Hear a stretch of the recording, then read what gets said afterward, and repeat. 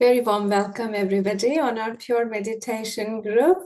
Today, we are starting a new text called Ganapati Atharvashesh, and this is the text we are going to also use for our meditation practice.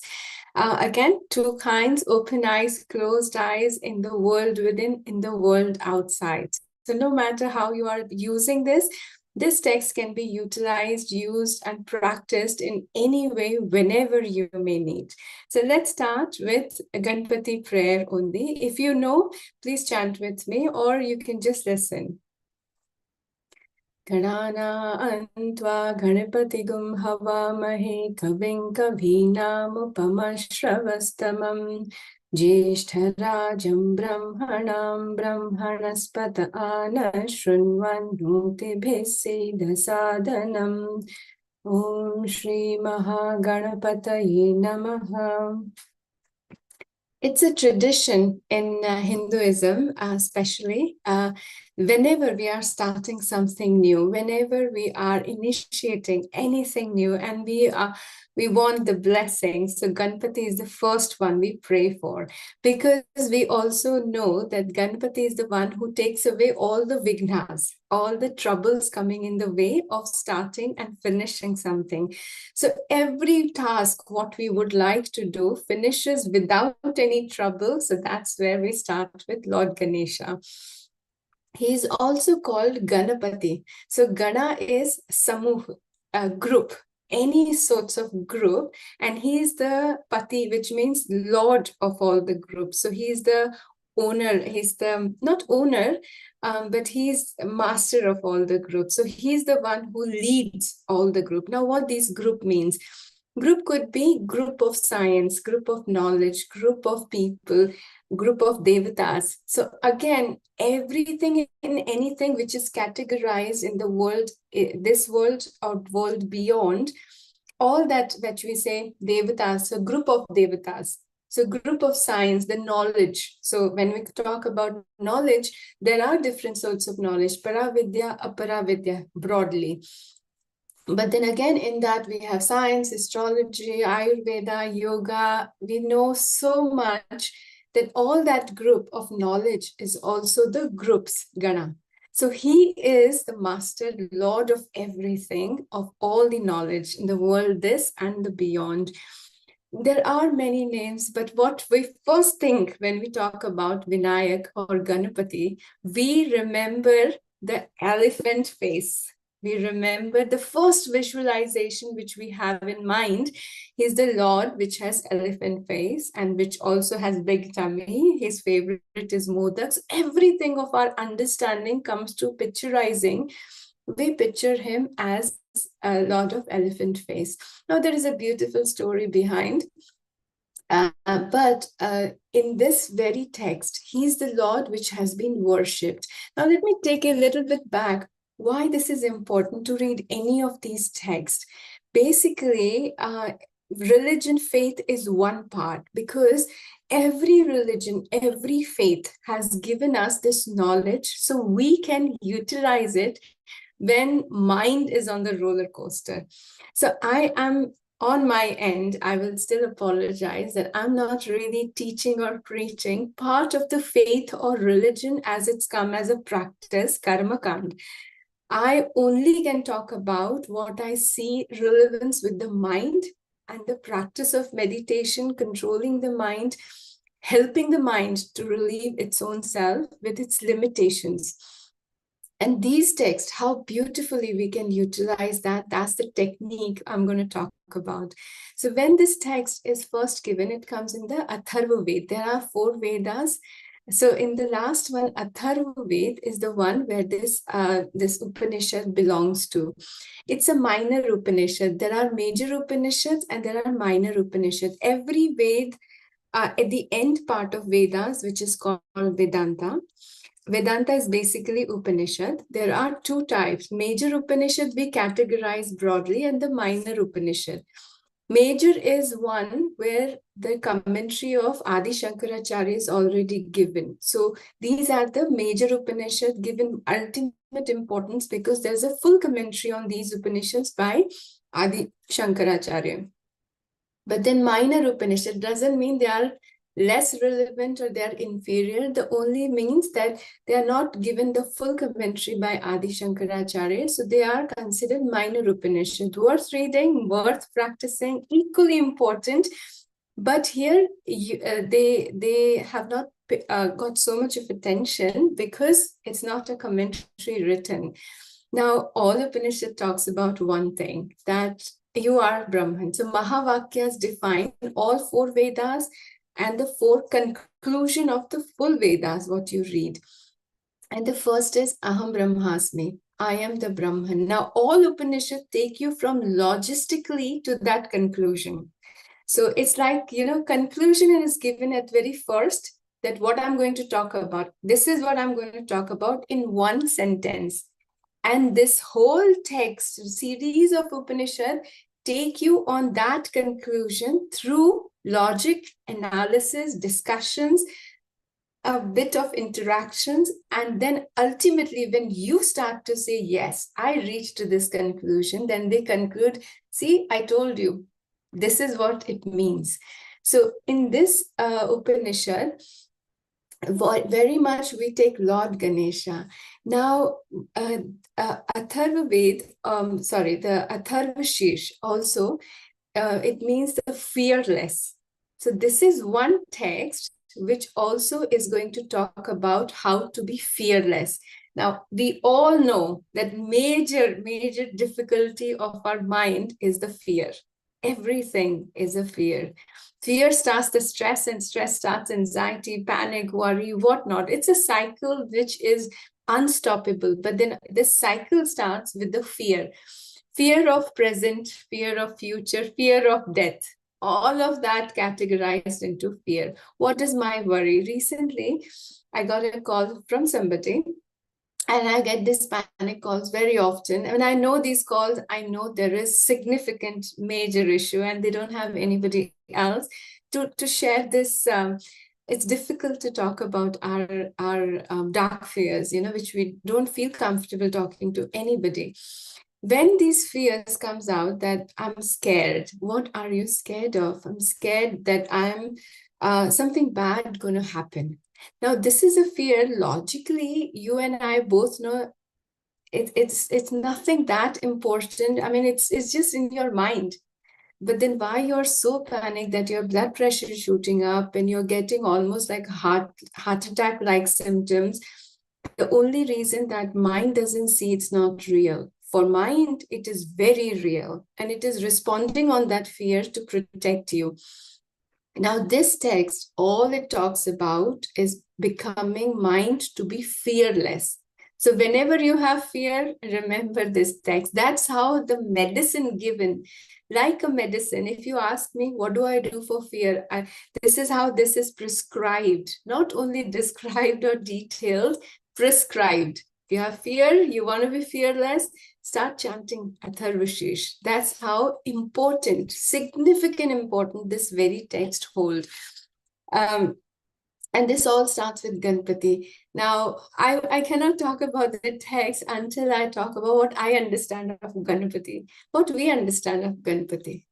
One thing I told about that, he's the Lord of all Ganas. He's the Lord of every knowledge, all the groups. He is shape and form, we know. He's Vignaharta. But other than that, what is we understand by symbolic meaning of Ganpati? Any idea? Or we can relate. I mean, there's nothing right and wrong. We worship with any auspicious occasions. We worship Lord Ganesha. Yes, for auspicious occasion, we want anything to be finished without a hurdle. We invite him first. So in the wedding, he's the first one who is invited, right? Any good thing you want to do, you remember him first because you want this task to be finished. So, for auspicious reasons, he's the first lot. And what else? Especially when you buy the house, the first thing you do is you put the auspicious, significant, yes. We always put Ganpati on the front door, so no trouble enters in the house. And we understand that he is the son of Lord Shiva. Yes. Yes. Remover of all obstacles. Yes. Vignaharta. Also, he's got, big elephant ears, which indicates that you should listen more than speak more, maybe. That's a beautiful, yes, recently there has been a beautiful description of all the symbolic meaning of his physique. However, I mean, it's not described as it is, but yes, we now are relating that the big ears mean this and big belly means this, and which is also very nice to know. And We revere his wisdom.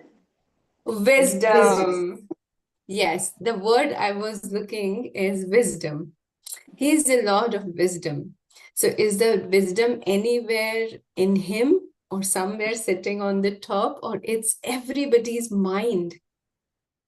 Ganpati is literally what he is our buddhi. He's the Lord of buddhi. So we're talking about our intellect, our own mind, our own brain. So the manas, buddhi, chitta, ahankar. We would talk about these four as an important part of our mind, human mind, everybody's mind. In that, buddhi. So the Lord of the buddhi is Ganpati. Basically, he is the buddhi. If we're talking about personal self, if I'm talking about myself, what I relate with him, my intelligence. Now, logistically, if you believe in Lord Ganesha or any Lord or not, logistically, what we are trying to connect is with our buddhi. So if you have a fear, but your intellect is the one which can remove all the chaos of the mind, remove the fear also. So for example, if I'm terrified with a ghost, I've turned off the light and I see a shadow and I said, it's a ghost. So I have a fear kicked in, but then I have an intellect. And if I think again and turn on the light and then my buddhi clicks on and then I think, no, ghosts are not real. This always have in our own self, isn't it? So here, the intellect, which actually tells you that actually what mind showed you is not real, or it is not actually worth considering as a fear factor, or it's not even going to harm you, even if it's there. All that is a part of buddhi. So when buddhi comes, fear goes away, isn't it? So this is where we invoke Lord Ganesha. We are invoking our own buddhi, so that when buddhi comes, the fear goes away and you become fearless. I'm terrified of snakes, any reptiles, crocodile, all the reptiles, I'm terrified. But if I go to zoo, and I already know with my knowledge that they all will be under the cage, they all are inside, they cannot reach to me, then I am very protected. I can do whatever I like in middle of all the reptiles. I even can tease the reptiles from the cage outside. So this is what the buddhi, the knowledge does, that no fear can come to you. Now, in this real world sense, if I say, if you know that all the mind or fear or worries, everything can be caged if the Lord Ganesha comes or buddhi arrives. So then you can still do the same. You can walk through the life, just like you can walk through the zoo without fearing of animals or their attacks. You can walk free in the world without worrying about anything making any harm to you, anything doing anything against you or attacking you or harming you. This is exactly Atharvashish and Ganpati does in our mind. This very text talks about invoking that energy, so that gives you the assurance to the mind that you are protected, you can walk free, all troubles are caged. And now you are fearless, you walk free. So if we have this assurance, nothing will touch you, nothing will harm you. Will you be fearful? If somebody gives us assurance, if I have a guru and I have a faith, because guru is also very important in our faith, that we believe that he says that because he's the one who is giving us the knowledge. If my guru says that no matter what you do, you will not be harmed. So don't worry about doing anything. If I got this reassurance, I won't think twice doing anything because I won't be harmed. And this is where our religion says, Dharmo rakshati rakshata. You will be protected if you're protecting your dharma. So first assurance you already got. If you're protecting dharma, dharma will protect you in return. So that's a deal. And then on top of the deal, you got Lord Ganesha, your buddhi, to direct you. How do I do that? With buddhi, with Lord Ganesha. And when he is there, no vigna, no trouble can touch you. What more assurance do we need? If we got this, we don't need anything. There's nothing to be fearful. So this very text, if we understand and chant with this understanding that actually whether you believe it in Lord Ganesha in his physical form or not, Sagun Brahman and Nirgun Brahman. So whether you believe it in his bodily form or not, you have a faith in Ganesha or not, you might have a faith in Devi, you might feel more connected with Rama or Krishna, that's fine. You don't have to have a faith in Ganesha. Ganesha is anyway there in the form of your buddhi. It is only going to clear your mind and show you the clear path. So if you want any of those benefits, this is the text. Even there is a Falashruti at the end of it. Usually we don't chant that, but the whole idea of reminding everyone who is chanting to say what benefit you'll get. Nowadays, it's a time where you won't do anything without a benefit. Why would you waste your time? Even in the mornings, as a Sunday morning, we all take time because you know that it is benefiting you for some way, for certainly some way. If I say, come on, let's chit chat, I don't think we would like to come, right? We do chit chat all time long, and that actually troubles my mind. I feel agitated after that. So if I don't see benefit, my mind will not go there. So what benefit of doing it? You will be fearless. And that's what's the benefit. chant, Lord? Sorry, what's the Ganesha chant? Tharvashish. Huh? What is the chant? Chant, I will show you. It's a text. Oh, okay, which, okay. Yeah. So it's not very long, but not very short, and it's very simple. So just as starting, every Upanishad starts with a Shanti mantra, and every Upanishad has its own Shanti mantra, peace invocations, and it's a tradition starting with the same and ending with the same. So again, if you don't know, please don't worry, you don't have to remember this, but then because I'm starting this very text, I will start with Shanti mantra of Atharvashirs. I'll tell you the exact meaning of it when I finish.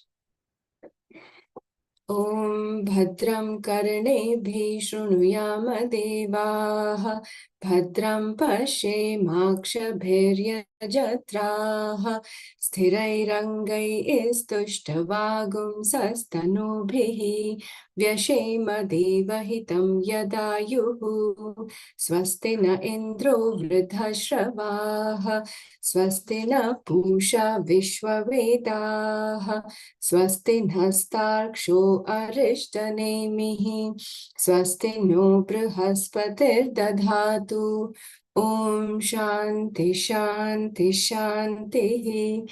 Now, how beautifully the Shanti mantra, even starting an Upanishad or reading an Upanishad or any text, we first invoke three Shantis.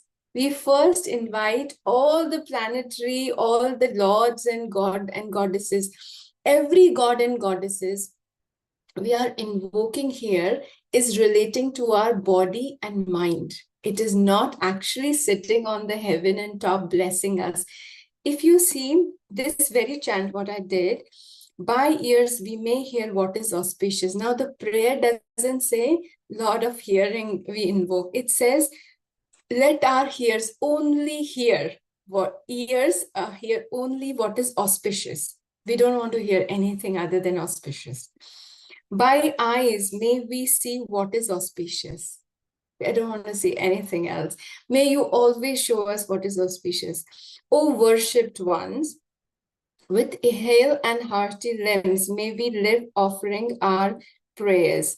So make my limbs and arms strong, hale and hearty, without any illnesses. For the benefit of God, we may live the entire span of life. Now, this is, I'm asking all this strength of my ears, eyes. What is ears and eyes? Sense organs. Sense organs which instruct the mind. So if my ears and eyes are strong, seeing auspicious, my mind will be auspicious. My mind will be clear. My mind is clear, then my action, organ of action will be strong. If I'm worried, my heart starts to tremble. If I'm stressed, I can't walk. I'm breathless. So all that is a clear connection of relaxation response. Basically, I'm praying that I see good, I hear good, my mind is clear, I can function in the world better. And then I won't have stress. If I know that I want this result, the worry will come. But if I know that I want this life and function for the sake of God, it's His job, whatever I do, it's His instruction. I won't have the worry of failure and success. I'll still do it. So may I go without a stress, and rest of my life, I do everything in the name of God. May the ancient and famous Indra give blessings to us. So Indra is the god of all the gods. Basically, he is also the god of Indriyas.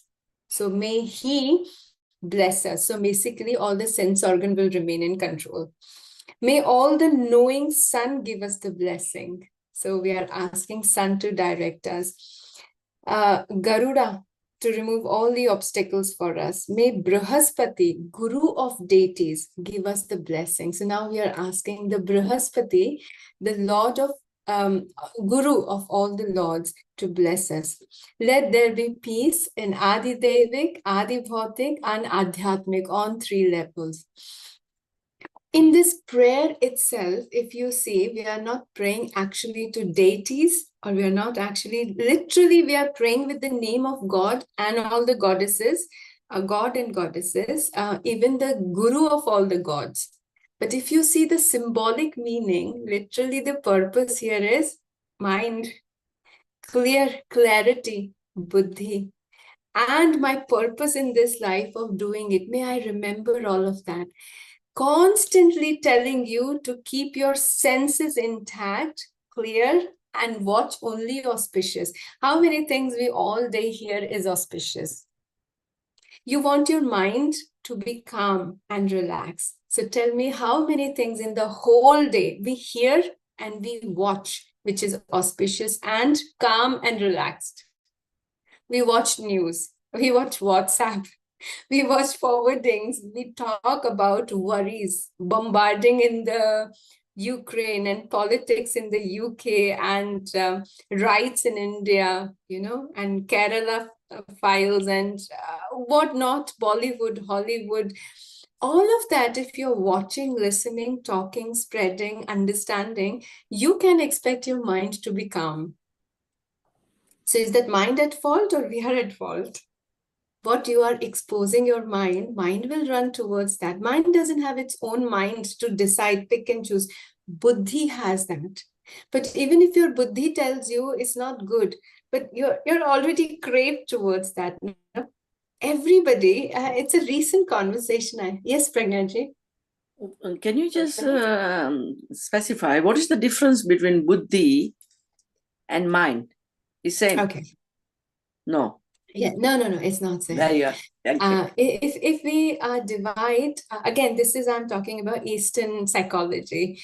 Western psychology I haven't studied in depth, but I understand. But Eastern psychology, because all these texts relate to the Eastern psychology.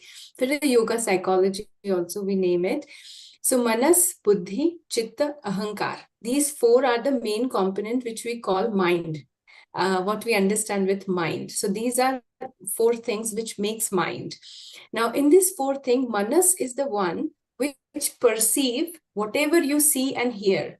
So literally what mind we say, my mind is running around, my mind is chaotic, my mind is fearful. That mind we are relating to manas here. So manas is the one, whatever you hear, see, understand, that is as perceived. So I am seeing a snake or a rope, I don't know, I see a shape. So my mind sees, now very moment when my mind doesn't know what I saw. So it relates to my chitta, memory. So then chitta relates to the manas and it says, that looks like a snake. But then buddhi comes, and then buddhi tells you intellect. Buddhi comes and tells, but it's not moving. Snake doesn't stay so still, it must be moving, it is breathing. So your buddhi tells you to analyze and see whether it's snake or it's a rope. And then you think of, let me turn on torch or light, and then if you see it's a rope, you see, I'm safe.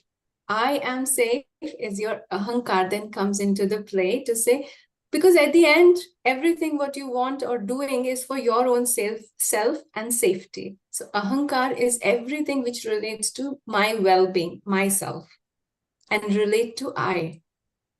Okay. So technically, this is the 4 components work together. And in a fraction of a second that everything comes into as one. This is where we say our mind. Now, if I tell you, whatever I'm telling you, whatever I'm talking, your mind is listening, but it's not the one using its own mind. Its job is only to listen and interpret with the help of buddhi or chitta, memory. To say, have I heard this? Yeah, I know Ganpati. So all of you didn't know what is Atharvashish when I first asked you. So the first thing you said, no. So your memory has no collection of it. You don't know what it is. But Ganapati, you all had your own memory collection. Every single one of you must have thought of Ganapati, what you know. So your chitta gives you the impression, mind got a picture, and then it perceived. So mind or manas is constantly working with both sides to give you the idea what you are looking at. Yeah. So Now, nicely explained. So nicely explained. Thank you. Thank you so much. The same conversation, if you see in Bhagavad Gita in chapter 3, what we are practicing right now, it also says, control your sense organs. All this is talking about the same. If you control your sense organs, what you're hearing, what you're speaking, what you're listening, all of that together, what you're watching, all that together, your mind only will perceive what by these 5 sense organs. Yes. If mind don't perceive anything, it won't give you any picture of it. Then worries or happiness or sadness, worry, stress, nothing will come, because if mind doesn't perceive anything of those sorts, it won't give you anything. So in this session or any session which you enjoy, you're not perceiving anything what's going on in the world outside. Do you really think that I am, or any speaker you enjoy, like Zumba or any of the sessions which we enjoy, do we really enjoy because the session is very good, or actually we are enjoying because mind has no worry? Mind has Session no is worry. good, of course, Yeah. because it's wrapping your mind around that goodness. But it is also because you don't have anything to worry now. So mind is happy. Mind is not happy or sad. Mind is always perceiving and telling you what it sees. But then you have your own emotions, whether you like it or not. Believe me, every single one of us like the peace. Every single one of us. No one here can say, I don't like peace. Everybody wants to enjoy peace. Enjoying is peace. Peace is enjoyment, vice versa. But if your mind is not peaceful, so if I say, I'm going to come tomorrow and I want you to prepare all this before I come. So then you heard that, your mind got an idea. And if you don't have a good encounter with me in the past, you had the conflict kind of conversation, your chitta will alert you. This is trouble she's coming with, right? Then you start to have a stress. Already stress has arrived because mind saw past, present, and what is coming, gave you a picture, and it will enlarge that picture to say trouble coming. Yeah. And then mind is all alerting the stress response. So is mind culprit or our senses culprit? Our senses? Yeah. What we are what we are exposing our senses. Our senses are also not independent. If I turn on the TV and I put the channel which is all talking about all the negative bombarding, this politician is horrible, that is horrible, our life is in a chaos, we don't know what our future is, our generation is in the chaos, and I'm hearing, wow, really, what future I have? This is what I expose. I tune this to this channel, no? So here comes the buddhi.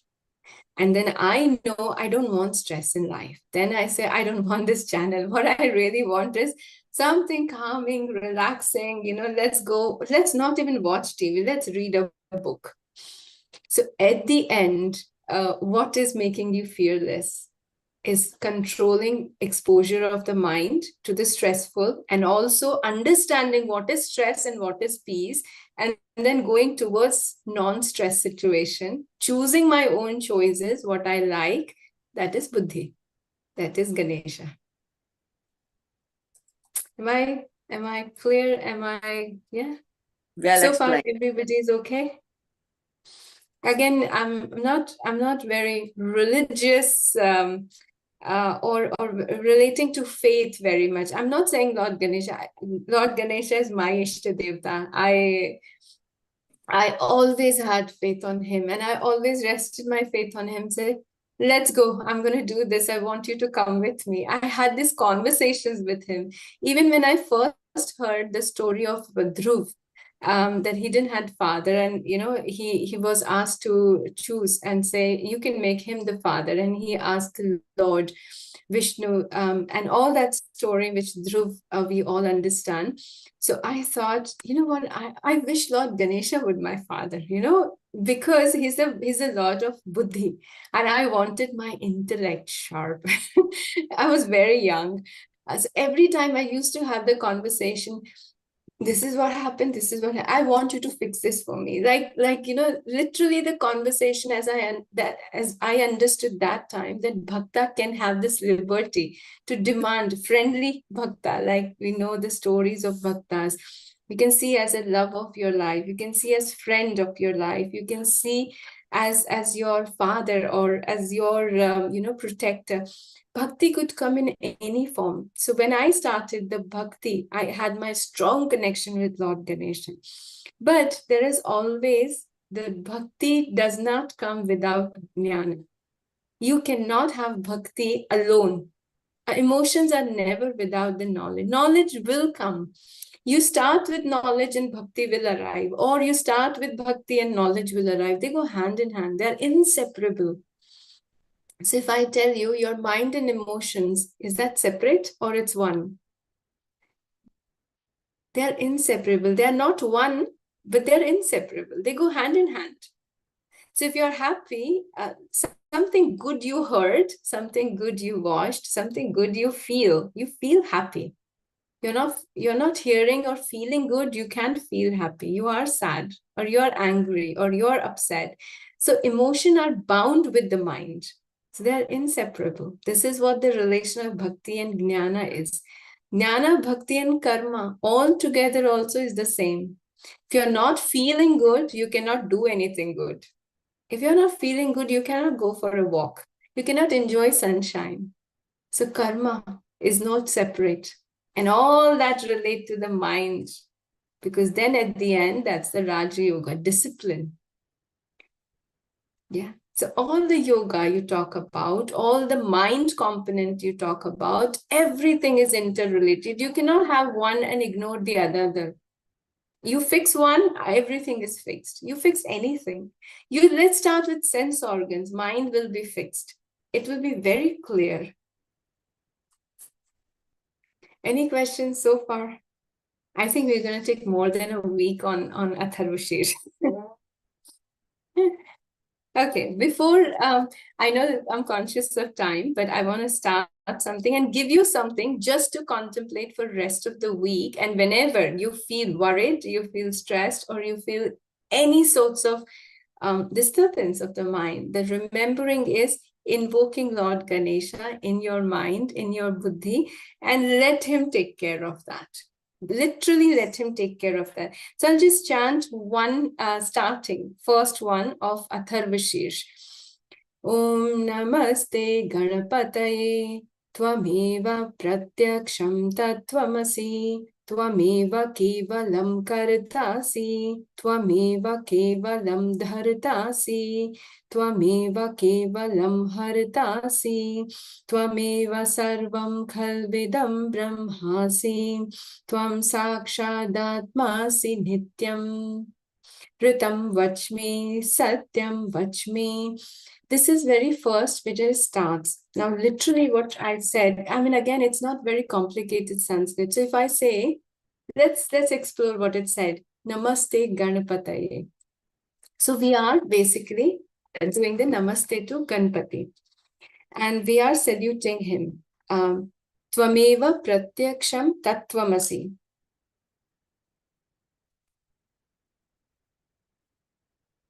Tvameva Pratyaksham Tattvamasi. Tvameva, you. Pratyaksham, directly. I know Pratyaksh, that you are the direct pramana or direct evidence of what? Tattvamasi.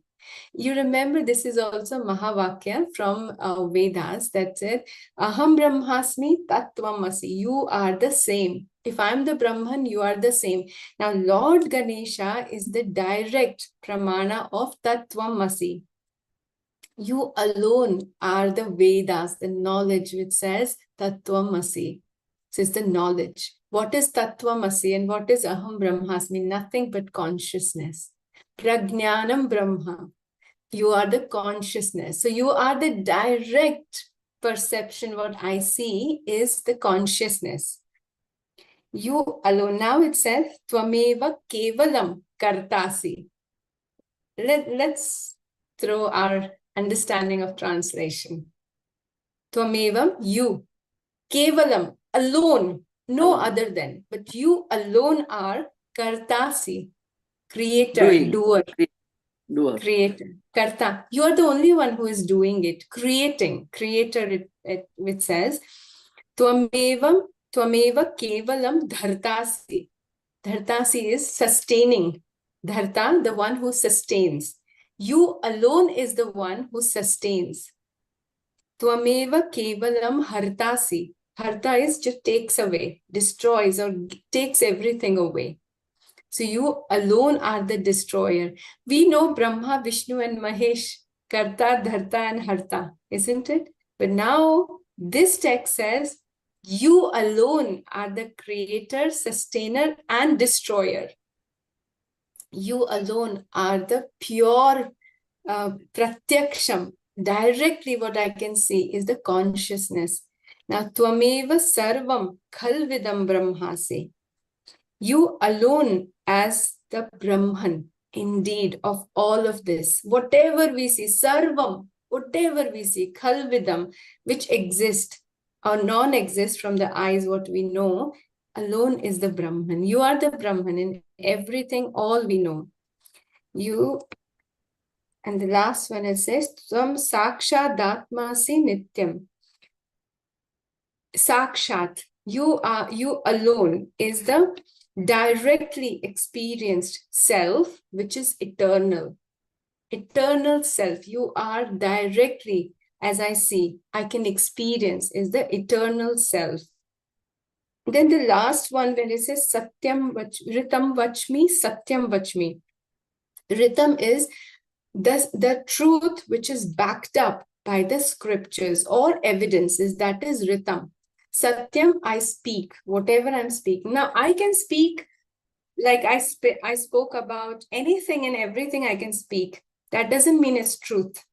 The truth it become Ritam when it's backed up by the scriptures. So now I'm not saying what I understand. I'm saying what Ganesh Atharvashirs speaks about. So this is the text. I'm speaking what is referenced by a original pramana evidence. So that is Ritam. And when I focused, everything what I'm speaking is based on a scripture or pramana, then I'm speaking the truth. So these two things, referenced by the scripture, Ritam, which is the ultimate reality. And then I am going to speak as it is. without a lie. So that is the truth. So may I always speak Ritam and I always speak Satyam. Now, this is only what we are going to contemplate. Now, this is very simple. Now, again, if I say how it's going to help my mind and me being fearless. See, whenever a fear hits us, any sorts of fear, I tell you a very recent one which happened to me. Now, I believe I'm very strong-headed. Strong-headed means that I know in the extreme stressful situations also, I can discriminate and I can take off my mind from my intellect, and I can still direct my mind with little bit of my intellect rather than going into roller coaster. That's what people, we all train ourselves. We want to train ourselves for that purpose, that no matter mind goes on roller coaster, but I pull it back. This is what we wanted, isn't it? So if this is what some professions train us for being that, like in the medicine, in nursing, in policing, in army, they train you no matter how extreme the stressful situation is, you still perform, act rather than going on freeze and freeze. Normal mind can do that. Even if we are not in these professions, by meditation, we are training our mind to control these reactions. Mind will go in reaction, but we still pull it back. We still take control. So if I tell you that if the mind goes on to roller coaster and you remind yourself to say, oh Lord Ganesha, help me. Even in the bhakti sense, if I put it this and say, just invoke him and say, you alone is the one I know who can create, destroy, and sustain. Help me sustain all of this. Help me pass all of this. I know you are the only one. Suddenly the mind wrap around, if emotion and the bhakti is your path, you literally can give up everything to Lord Ganesha, remembering this, save me, and he'll come save. How? Because mind is now wrapped around this emotion, has surrendered, and now it's rested everything on Lord Ganesha to come and help.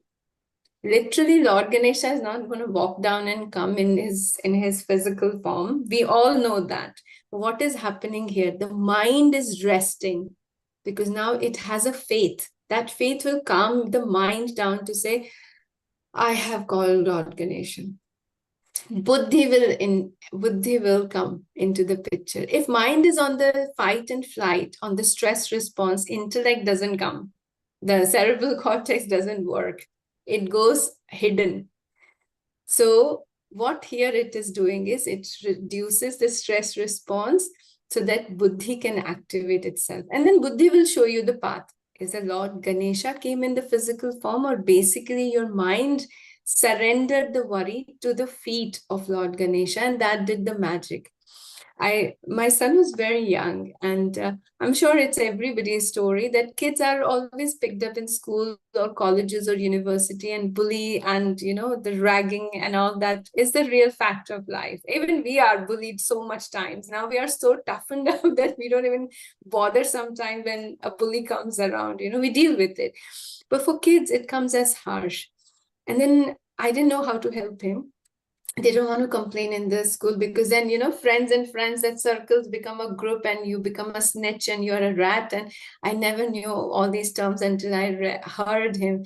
Then I said, you know what, whenever this happens, you start to worry that he's coming and doing this, just call Bappa. Because we all call Ganpati Bappa. So I say, call Bappa. So he said, will he come help? And I said, he always come and help. There are stories of Bappa. I told him. He was very young that time and he had a faith on Bappa. So he went back and he did that, and Bappa didn't come. So he came back and he told me, Bappa didn't come to help me. And I said, but then how did you help yourself? And he said, but I actually could start thinking, and I thought, I will scare them off. He found his own way of dealing with it. Then I said, see, Bappa came. No, Bappa didn't have to come physically. He came in your mind, gave you an idea. So then he started thinking, well, that worked. Before, no idea came. So he invoked Bappa, idea came. I said, yeah, Bappa comes in the form of idea also. This is our mind. The child's mind, we commonly refer to our mind. So you only have to put that idea in our mind, then Bappa will come. Mind will wrap around. Ideas will come because Buddhi will start working. If I talk about Jnana part, now all it's saying is not the Sagun Brahman, it's not talking about Ganpati at all. It is again talking about consciousness. When the consciousness takes a form of Gana or Ganapati, both way, this is talking about literally the pure knowledge. It has nothing to do with bhakti. From that perspective, if you don't have faith, still you can believe that Namaste Ganapataye. I am invoking, I am praying, or I am initiating the Lord or the head of all the ganas, all the knowledge. So I'm basically initiating my own buddhi, intellect, jnana, knowledge part. Tvameva pratyaksham tattvamasi. You are the knowledge. I'm only invoking and talking about knowledge. And I only seek is the knowledge. And knowledge is only truth, which is tattvamasi is also knowledge. Tvameva kevalam kartasi. Knowledge alone can do the things. If we don't have knowledge, nothing can be done. Knowledge is understanding, is the everything which creates. If I don't have a knowledge of snake and rope or have any understanding, I cannot create anything in my mind to know what it is. Can I? If I tell you, before I started, if I say Ganesh Atharvashirsha is basically you'll get a lot of money, you would have believed it. You had no knowledge of it. So what you create, all depending what knowledge you gather, knowledge is everything here. So we are talking about the knowledge, the head of the knowledge, the highest knowledge we are praying. And that knowledge is everything. The highest knowledge is the knowledge of consciousness. It's the knowledge of mudra or jnana or in the worldly affair. The highest knowledge is knowledge of consciousness. We're talking about jnana here. The same jnana, if you put it into action, that becomes karma. Now let's translate this. You translate this very stanza into anything, your mind will relate to that. You will see this truth is talked about anything and everything. It's not just Ganapati as a physical form of Lord Ganesha. The Ganesha comes into form of knowledge, practice, and the karma, everything, and your mind, intellect. Basically, invoking your intellect to the highest knowledge, Ritam, to the universal knowledge. If you put your mind to the lower knowledge, your mind will start to unfold the understanding of that. Whatever you put your mind. If we put our mind to the higher knowledge or any philosophy or psychology, your mind will start to understand those higher understandings or knowledge. It's up to us where we are putting our mind. It's up to us what we are putting our mind onto. You throw your mind on gossiping or stressing or worrying conversation. All it brings back is full of worries. You asked for it, no? I went to supermarket and I asked for Coke and soda and sugar. It'll all bring me on that section. I asked for it. And then I have craving for it because if I start doing it, I will have a craving for it. I want to know more about. The recent, I don't know how many of us did follow Ambani's pre-wedding talk of the town. Everybody is talking about that. Instagram, Facebook, social media, and people. Surprisingly, people. I call my family back home in India and the talk of the town, what is happening to Kate and what is happening in Ambani. And I said, well, I don't know about either of them. I don't know what's happening to Kate as our royal family, but I don't follow my royal family in UK and I don't follow Ambani's in India. I don't know what's happening. And she said, well, you don't know? I said, well, I'm not very connected on any social media. I just post and I come back. So I'm not exposed. I have no idea. I have no understanding. So my mind will not crave for what more happened. Who came and who didn't come into it? Who cares who didn't come for wedding or who came? how much billion-dollar expenses? Well, I don't even know how many zeros, so why would I bother? Again, but this everybody did who followed, they actually kept on following because it starts as a craving then, you know. If you and I crave for Brahman, Ganapati, or meditation, your mind will keep bringing there. You will come back there because mind will always have craving. Whatever you give your mind, it will start craving for that if it enjoys. If you're enjoying Atharvashish, mind will crave what next is going to do next week. Let me read. Let me understand also. You will go back to that. If you're curious about Ambani's pre-wedding, you will start following what is going to happen then on the wedding. Craving starts there. Mind starts following there. So it says, use this. And when you have worry, stress, you don't want to go those directions, remind your mind that you alone is the creator, sustainer, and destroyer. Then who am I? Nothing. I'm nothing. You are the everything. Now you take care of my mess. Literally calling upon him and saying, I know you are everything and I'm nothing. Now you take care of my mess and worry and stress and help me out from this. Surrender. And then Buddhi will come. Yes, Pannaji, lovely to see you. When I see a ring.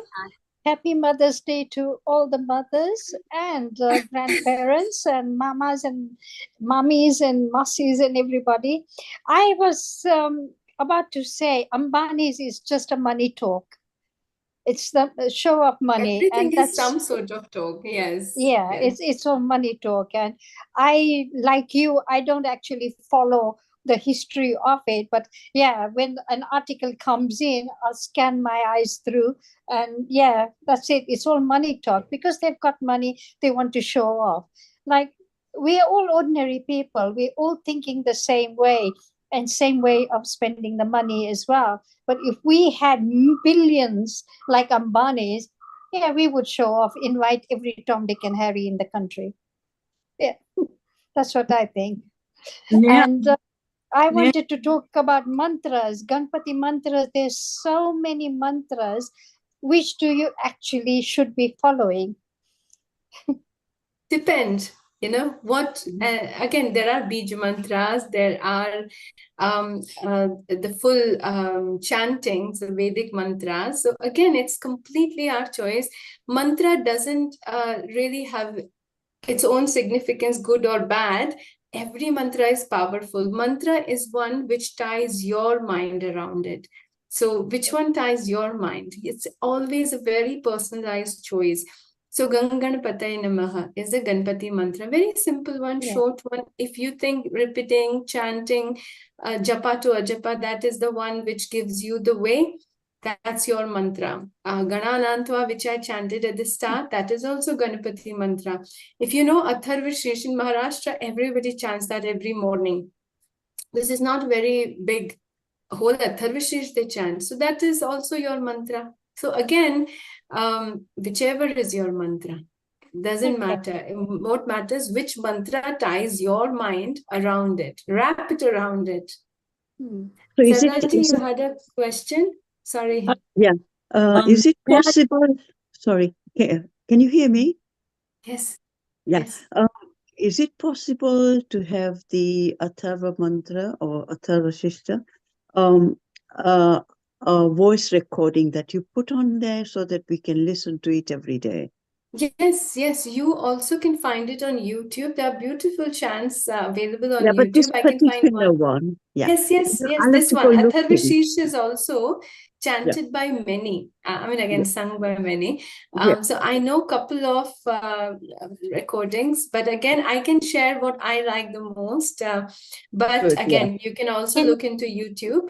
Can you put the lyrics? Can you put the lyrics as well, please, in the group so we can follow the chant with it, and then we can pick up. Yes, We yes, can you can repeat do it. that. We Yeah. also can do that. Is I'm thinking because this is a beautiful text and I really like this. And if we take our own meaning and relate with it and then chant, so I would highly encourage that you understand, relate with it, and then chant. So like the very first one today, what we did, I'm sure your mind will suddenly go around this chant rather than not knowing what we are chanting. Mind will not connect with it. So just do the first one, what we did today. If we take that first and then you chant, you will see the tremendous difference in the chanting itself. Because this chanting will become a meditation if you know the meaning of it. Otherwise, it's a manual or mechanical. Mind will still be calm, but it won't relate to anything.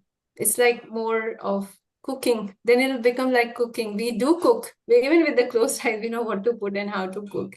It'll become so manual that it will chant, but it won't make any difference to it. Because mind can still wander anywhere and not come to the chant. But if you know the meaning, it'll do meditation on its own. I think it will make us connect better if we know Yes, the yes. meaning. That's the idea. So again, because we can also do that next week I will put that written script on our group, both the groups, on our meditation and pure meditation group. And then you next week, if we bring and you chant with me, the first one which we did today, and the next one when I chant, you also practice with me. So by end of this text, when we talk about, you're already well versed in chanting and understanding both together. Mhm. Sounds like a plan? Yeah. There's Yes. no rush to do it in a week, or so again we can take our own time to do everything. By end of it, you know everything, what it means, how it's chanted, and you are chanting as well. I can correct you also. That sounds really good, Nehaji. Yes, thank you. Any questions? I know Hello. we just hit 10 o'clock. Hello, Nehaji. There are like chant for Saraswati and all different goddesses, and there's a chant for Ganpati. What is the difference? Is there any difference? You just chant what you believe, or do the Ganpati all the time? I get confused. Different goddesses for what, and you chant, Hanuman Chalisa and Ram Charitra and all these different things you believe, So Ganpati comes on the top, you just do Ganpati first, is it? Technically, yeah, we pray Lord Ganesha first, and then we pray whatever we are doing in the puja, that everything comes next. The only reason that we want to clear our mind and invoke the buddhi, so that whatever we do next becomes not mechanical, but intelligent action of our own. That's the idea. If your mind is on roller coaster, no matter what you do, it will still not be fruitful. So logical idea behind this, you do Ganpati, so we are resting quiet in our mind, and buddhi arise. Now, which one is good and bad, and why do we have so different ones? If I may ask you, are you vegetarian, non-vegetarian? All of us, this is a question generally for us. Vegetarian, vegetarian, Brahmin. There are so many options in vegetarians. So we have North Indian style cooking, the South Indian style cooking, we have Maharashtrian, we have so many cuisines in vegetarian option alone. So in that options, what is your favorite and why is it important? What is your favorite? I like the taste. I like taste. The look. And Rasa. Yes. Huh? And so How taste, you've been brought flavor. up from the beginning, which area you are from, that makes a lot of difference. That makes a lot of difference. But again, then also sometimes in the place where we belong, that food we don't like because we are so habitual. When we try something new, we like it better. Again, it is flavor at the end. What pleases us, what we enjoy. Rasa. Rasa is beautiful term. I like that. The same rasa is with emotions. So whether your family tradition does pray, you are a Shaivism or Vaishnav or any of what family traditions we may have, that is where we belong. So I have a tradition of Balaji, but I think I do worship that as part of family tradition, but I'm still worshipping, or rasa I find is in Lord Ganesha. The mind, the rest, the peace I get. So again, the whole idea of the different is rasa, where your mind fixate.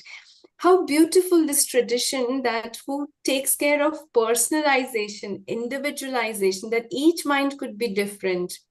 Each limitations could be different. So they have given so many choices to choose from.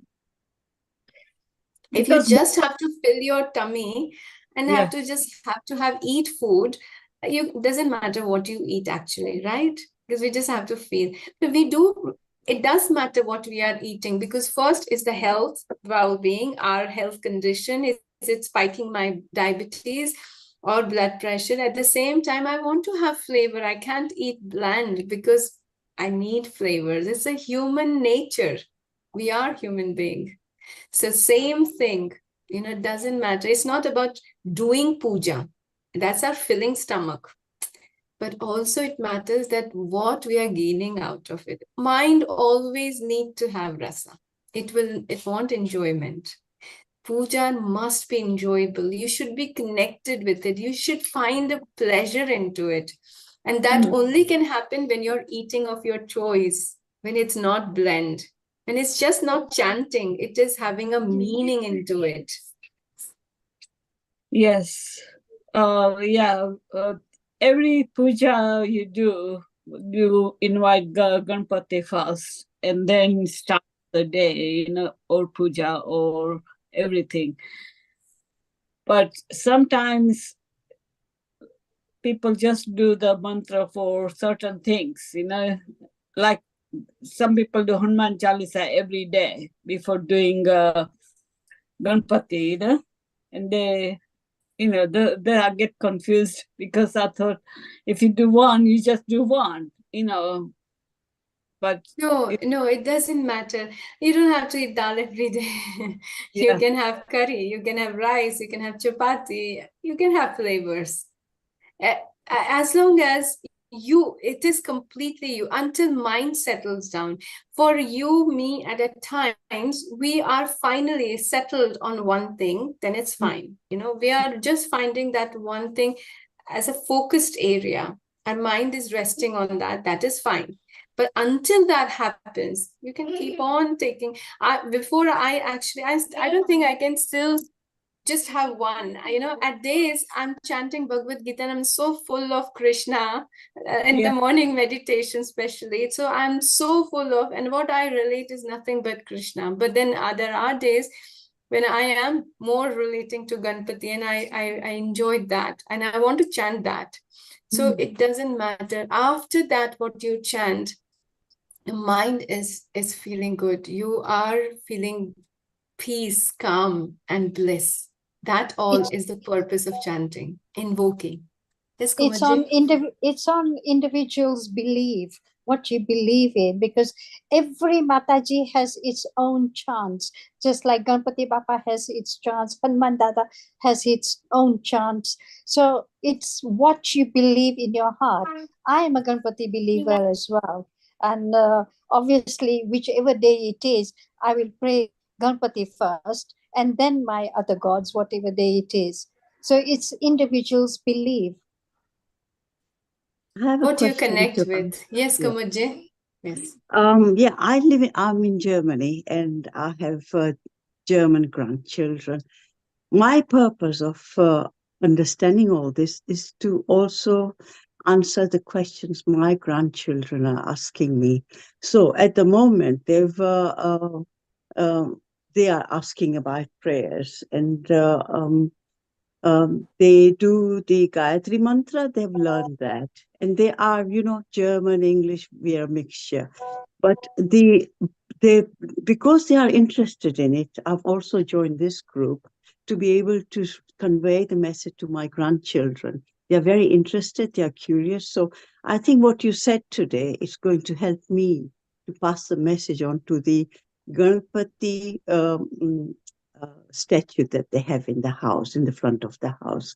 So I will be able to explain them what it's about. So I have to thank you for the knowledge you're giving me, which I can pass on to my grandchildren. Thank you. Likewise, I was really children Yes. nowadays are asking a lot of questions, and if we have that understanding, we can pass on. Thank you so much, Nehaji.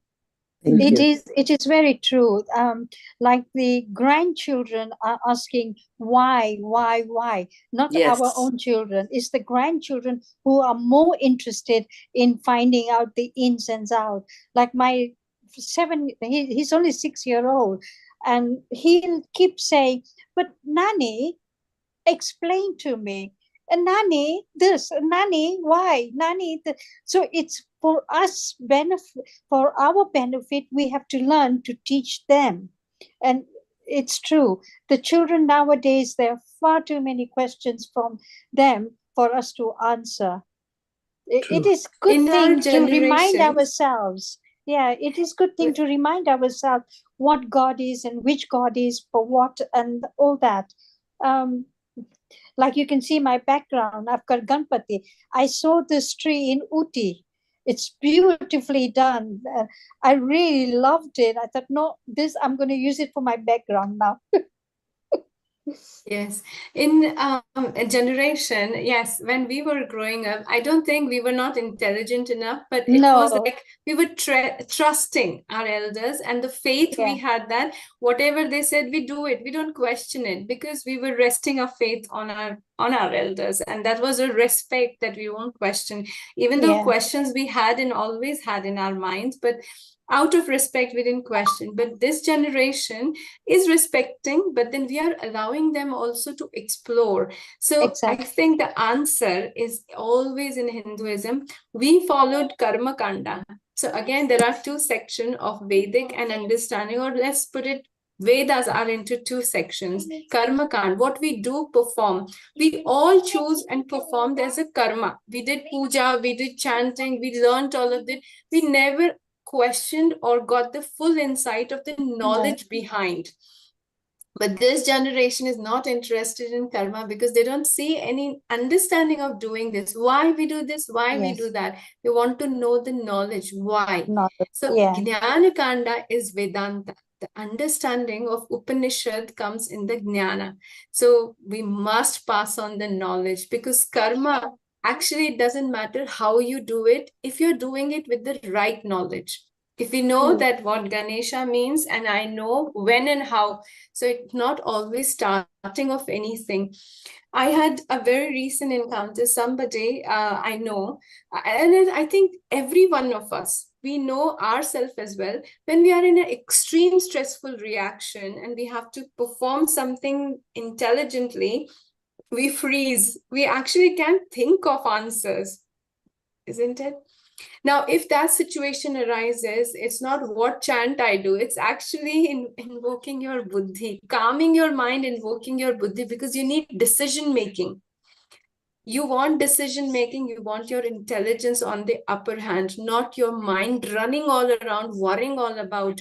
Keeping your mind calm so your intellect works. Ganesha is the key.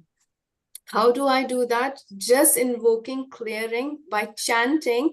Basically, mind calms down, intellect starts working. If we know this knowledge, we can use it in any situation. Somebody I know, and I said, you're doing a very important job. You need your mind clear. Keep doing, keep chanting Bappa. I gave him religiously to chant Bappa. Basically, I know Bappa is not going to come and take away the stress. Basically, mind will be calm and he will perform what he has to perform. So give this understanding. With understanding, give these practices so they know when to use it, how to use it, and they don't come all this way to understand like we did. Yes, I'm conscious of time.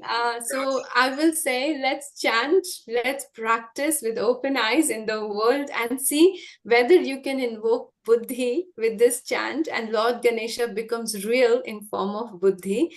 And let's come back next week to chant, learn, and explore the next text. Yeah. Sorry, Thank I'm you. always below the time, over the time, but hope you enjoyed.